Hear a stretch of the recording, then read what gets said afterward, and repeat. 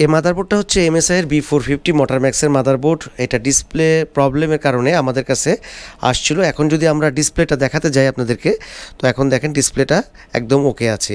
তারপরেও এটার আরেকটা প্রবলেম ছিল যে যদি কোনো কারণবশত ডিসপ্লে এসেও যায়, তো কম্পিউটারটা যদি শাটডাউন দেওয়া হয়, ধরেন আমি শাটডাউন দিলাম, শাটডাউন দেওয়ার পরে এইটা আবার পরবর্তীতে, এখন তো শাটডাউন হচ্ছে, তো এটা পরবর্তীতে আর ডিসপ্লে আসবে না। এটাই হলো এই কম্পিউটারটার প্রবলেম। তো আমি এখন কিছুক্ষণ অপেক্ষা করব শাটডাউনের জন্য। তো এই শাটডাউন হয়ে গেল। এখন আমরা দেখব যে মাদারবোর্ডটার প্রবলেমটা সলভ হয়েছে কিনা। তো MSI এর B450 মোটরম্যাক্স মাদারবোর্ডের ডিসপ্লে ইস্যু বেশি হয়, যেটা হলো এখানে যে ডিবাগ এলইডি থাকে, CPU বাতিটা জ্বলে থাকে। আমরা বহু মাদারবোর্ডে এই ধরনের প্রবলেমগুলো কিন্তু পাই। আমরা এখন মাদারবোর্ডটা সুইচ করলাম, দেখব আবারও এটা ডিসপ্লে আসতেছে কিনা, প্রপারলি সলভ হয়েছে কিনা। তো আমরা অপেক্ষা করতেছি, অন করছি, ডিসপ্লে আশা রাখতেছি চলে আসবে।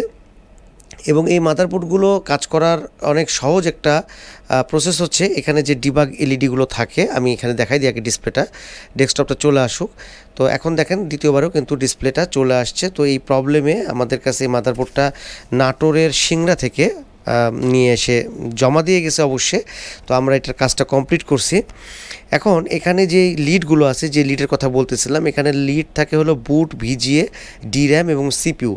এই জিনিসগুলো থাকে, লিডগুলো থাকে। এখান থেকে আমরা খুব সহজে ধরতে পারি যে মাদারবোর্ডটা কোন স্টেটে আছে। সেক্ষেত্রে সেই সেকশনটা এটা ট্রাবল শ্যুট করা যায়। আমি মাদারবোর্ডটাকে আরেকবার অফ করতেছি এবং এই মাদারবোর্ডগুলো কীভাবে কাজ করতে হয় সেই বিষয়টা নিয়ে আপনাদের সাথে কথা বলবো।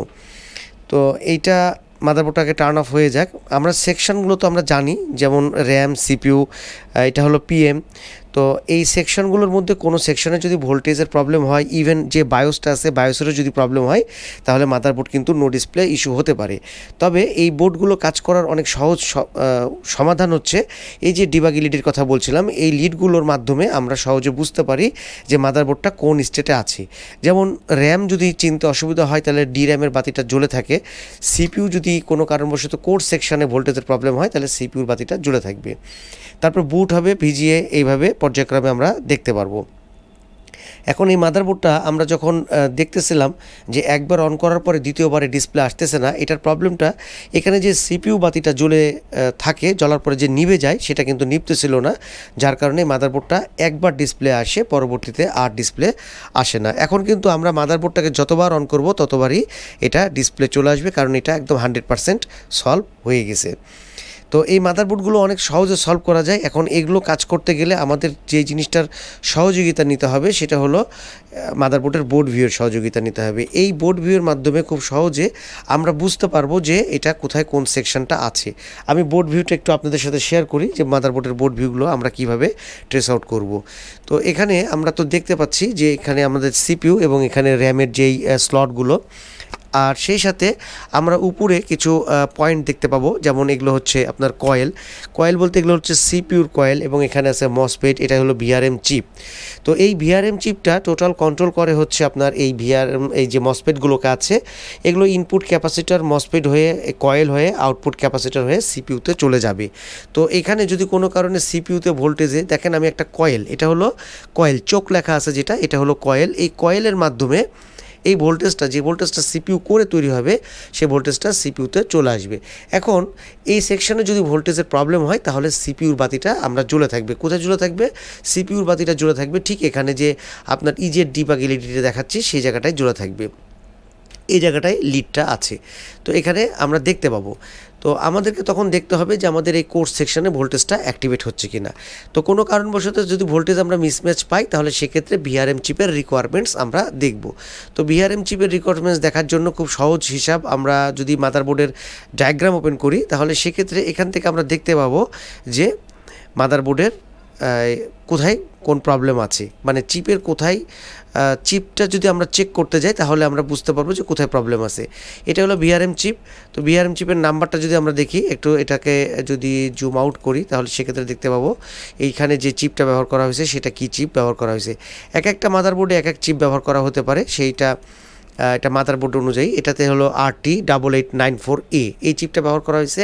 এই চিপের খুব একটা বেশি রিকোয়ারমেন্টস চেক করতে হয় না, এটার মধ্যে VCC দেখতে হয়, এই যে PVCC আছে, মানে 5 ভোল্ট PVCC, 12 ভোল্ট এনাবোল্টটা দেখতে হবে, এবং সেই সাথে আমাদেরকে দেখতে হবে ডাটা ক্লক অ্যালার্টটা আছে কিনা। ডাটা ক্লক অ্যালার্টটা আমরা দেখব। তো তো এই ডাটা ক্লক অ্যালার্টটা যদি ঠিকঠাক থাকে, তারপর আপনার অ্যানাবল যদি থাকে, তাহলে সেক্ষেত্রে অবশ্যই ভিআরএম চিপে ভোল্টেজ আসতে হবে, মানে ভিকোর ভোল্টেজটা তৈরি হতে হবে। ভিকোর বলতে এই যে হিটসিং দেওয়া আছে এর নিচে যে মসফেটগুলো আছে সেখানে ভোল্টেজ তৈরি হতে হবে। এই ভোল্টেজটা কত হবে একটু, এটা যদি আমরা ব্যাক সাইড করি, ব্যাক সাইডে আপনার যে কয়েল আছে কয়েলে আপনারা চেক দিতে পারবেন। কীভাবে দিবেন আমি দেখাই দিই। আসলে মাদারবোর্ডটা একটু উল্টানোটা কঠিন হচ্ছে, আমি জাস্ট দেখাই দিচ্ছি যে আপনারা কীভাবে চেক দিবেন। যেমন ধরেন যে ভোল্টেজ কয়েলে আসতেছে কিনা, ব্যাক সাইডে যে কয়েলের পয়েন্ট আছে এরকমভাবে পয়েন্টে দিলে মিটারটা আমরা দেখাবো। এই যে 0.91 ভোল্ট আসতেছে, মানে 0.9 ভোল্ট আসতেছে, এরকম সিপিইউ করে ভোল্টেজটা তৈরি হবে। আচ্ছা, আমি দেখানোর চেষ্টা করি যদি সম্ভব হয়। কোর ভোল্টেজ যদি মিসিং হয় তাহলে সিপিইউর বাতিটা জ্বলে থাকবে, এবং সিপিইউর বাতি যদি জ্বলে থাকে তাহলে ডিসপ্লেটা আসবে না।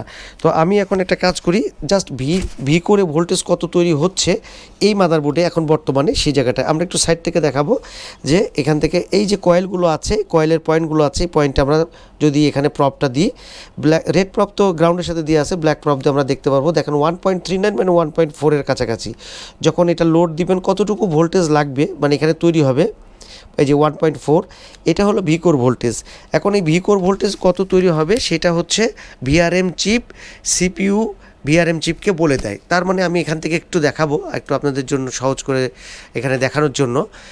তো চেষ্টা করব আপনাদের সাথে এইটার ভিডিওটা যতটুকু সম্ভব এখান থেকে বোঝানোর। আমি এই ডায়াগ্রামটাকে এক কাজ করি, ডায়াগ্রামটাকে এটা মিনিমাইজ করে দিই, আমি পুরো বোর্ড ভিউটাকে ওপেন করি। আমি যে জিনিসটা বলতেছিলাম সেটা হলো যে এই সিপিইউ কোরে কত ভোল্টেজ লাগবে সেটা ভিআরএম চিপের মাধ্যমে কমিউনিকেশন করে, ডাটা ক্লক অ্যালার্টের মাধ্যমে কমিউনিকেশন করে এখানে তৈরি করবে। তো এই ভোল্টেজটাই মিসিং হয় সাধারণত।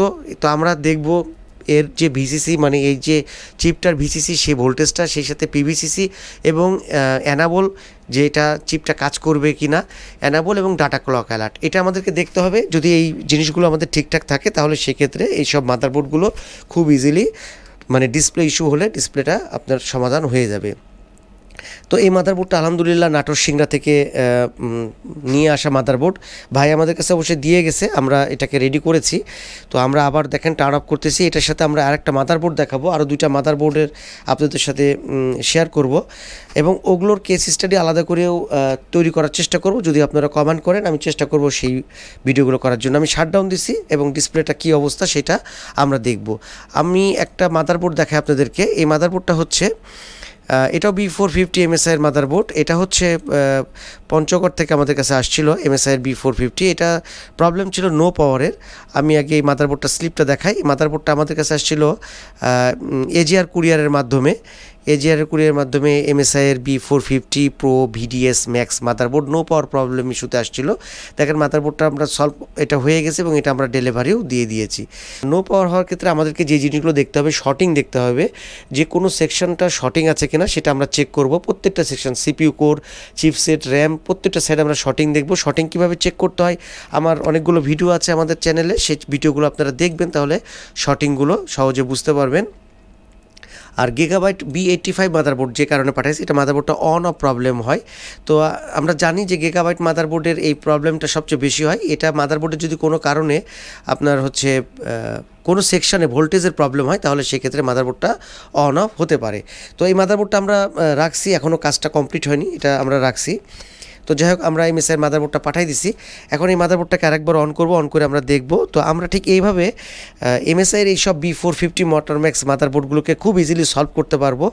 আর যদি সিপিইউ কোর ভোল্টেজ অনেক সময় কিন্তু আপনার বায়োসের কারণে কিন্তু মিসিং হতে পারে। আপনি সব কিছু যদি ঠিকঠাক থাকে তারপরে যদি ডিসপ্লে না পান, আমি মাদারবোর্ডটাকে আবার অন করছি, ডিসপ্লেটা দেখেন, ডিসপ্লেটা আবারও কিন্তু চলে আসছে। তো কোনো কারণবশত আপনার সব কিছু ঠিক থাকার পরেও যদি ডিসপ্লে না আসে তাহলে অবশ্যই আমরা বায়োসটাকে একবার প্রোগ্রাম করে দেখব। মাদারবোর্ডটা পাঠাইছে হলো শ্রীমঙ্গল থেকে আফজাল ভাই। ভাই আমি কিন্তু অনেক দূর থেকে পাঠাচ্ছি, আমি শ্রীমঙ্গল থেকে পাঠাচ্ছি, মৌলভীবাজার শ্রীমঙ্গল থেকে পাঠাচ্ছি, বুঝছেন। কষ্ট করে ভালো করে রিপেয়ার করে দেবেন, ইনশাল্লাহ ভালো রিভিউ পাবেন। মানে পাওয়ার বাড়ানোর টিপ দিলে কম্পিউটার অন হয়ে আবার সাথে সাথে অফ হয়ে যায়। আর যদি বাই চান্স, থ্যাংক ইউ ভাই, আসলে আপনি একটু লং টাইম ইউজ কইরা তারপরে অফ কইরা তারপরে আবার অন করবেন, তাহলে সমস্যাটা বুঝতে পারবেন। যে তো মাদারবোর্ডটা হলো i5 11 জেনারেশন দিয়ে। মাদারবোর্ডের মডেল এখানে দেখতে পাচ্ছেন B560 স্টিল লিজেন্ডের মাদারবোর্ড এবং এটার প্রসেসর আছে i5 11 জেনারেশন প্রসেসর দিয়ে মাদারবোর্ড প্রসেসর র্যাম। এটা টোটালি আফজাল ভাই এভাবে পাঠাইছে আমাদের কাছে। তো মাদারবোর্ডটার প্রবলেম ছিল নো ডিসপ্লে, তো আলহামদুলিল্লাহ মাদারবোর্ড এটা রেডি হয়ে গেছে। আমরা এটা চেষ্টা করব এই স্টিল লিজেন্ড B450 মাদারবোর্ড কীভাবে এটাকে আমরা সলভ করছি সেটার একটা কেস স্টাডি আপনাদের সাথে শেয়ার করার জন্য পরবর্তীতে আলাদা করে ভিডিও করব। এখানে আরেকটা মাদারবোর্ড দেখায় আপনাদেরকে। এই মাদারবোর্ডটা আমাদের কাছে অনলাইনে আসছে। এটা হলো B450 স্টিক্সের মাদারবোর্ড। এটার প্রবলেম হচ্ছে USB ওভার কারেন্ট, এই প্রবলেমটা হয়। তো এটা হলো রিফাত ভাই পাঠাইছে। এইটারও আমি USB ওভার কারেন্টের একটা আলাদা করে ভিডিও করব। তো MSI এর মাদারবোর্ডগুলো আমাদের কাছে অনেক আসে। এটা হলো B450 মাদারবোর্ড। এইটা অবশ্যই আমাদের কাছে কুরিয়ারে আসতে গিয়ে এই কর্নারটা কুরিয়ারে ক্ষতিগ্রস্ত হয়ে গেছে। এখানে লেয়ার থাকে, এদিক দিয়ে ভোল্টেজ যায়, এখানে লেয়ারটা ভেঙে গেছে এই MSI এর B450 মাদারবোর্ডটার। তো এটা আমরা কাজ করব, এটা B450 মোটর ম্যাক্সের মাদারবোর্ড। তো যাই হোক, এই মাদারবোর্ডগুলো স্টেপ বাই স্টেপ যদি করে কাজ করা যায় তাহলে সেক্ষেত্রে ম্যাক্সিমাম মাদারবোর্ডই ঠিক হয়ে যায়। আজকে শুধুমাত্র শেয়ার করলাম এই মাদারবোর্ডটা নো ডিসপ্লে ইস্যু হলে আমরা কিভাবে কাজ করব। যে মাদারবোর্ডটা B450 মাদারবোর্ড, এটা হলো পঞ্চগড় থেকে পাঠানো MSI এর নো পাওয়ার। তো নো পাওয়ার কেস স্টাডি কীভাবে করতে হয়, কীভাবে ট্রাবল শুট করতে হয়, এটা নিয়ে যদি আপনারা জানতে চান তাহলে সেক্ষেত্রে আমরা পরবর্তীতে আবারও ভিডিও করব। আজকে শেয়ার করলাম আপনাদের সাথে এইসব মাদারবোর্ড নো ডিসপ্লে হলে কিভাবে এগুলো সলভ করতে হয়। কেমন লাগলো আজকের ভিডিও সম্পর্কে অবশ্যই কমেন্ট করবেন। আর আমাদের এই ছোট্ট চ্যানেলে যদি আপনি নতুন হয়ে থাকেন, যদি সাবস্ক্রাইব না করে থাকেন, অবশ্যই সাবস্ক্রাইব করে আমাদের পাশে থাকবেন। আজকের মতন ভিডিও এখানেই শেষ করছি। সবাই ভালো থাকবেন সে আশায় আজকের মতন আল্লাহ হাফেজ, আসসালামু আলাইকুম।